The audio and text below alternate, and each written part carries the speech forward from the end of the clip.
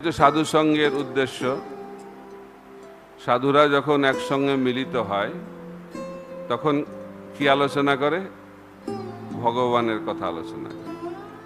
মচ্চিত্ত মদ্গত প্রাণা বোধয়ন্ত পরস্পরম কথয়ন্তশ্চ মাং নিত্যং তুষ্যন্তি চ রমন্তি চ।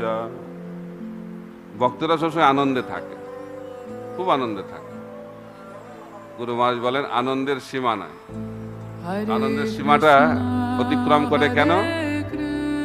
তারা ভগবান সম্বন্ধে আলোচনা করে। ভগবান যেহেতু আনন্দময়, আর ভগবানের আনন্দটা কিরকম? অসীম আনন্দ। ভগবান অনন্ত, আর সেই অনন্ত ভগবানের সঙ্গে যখন কেউ যুক্ত হয়ে যায় তাদের কি হয়? তাদেরও আনন্দ হয়। একবার গুরু মহারাজকে প্রশ্ন করেছেন একজন ভক্ত, গুরু মহারাজ আমরা তো আনন্দ পাচ্ছি না, এতবার শুনছি আনন্দ আনন্দ ভক্তিতে, কিন্তু ভক্তিতে আনন্দ পাচ্ছি না। তো গুরু মহারাজ তখন বললেন আমি তো আনন্দ ধরে রাখতে পারছি না।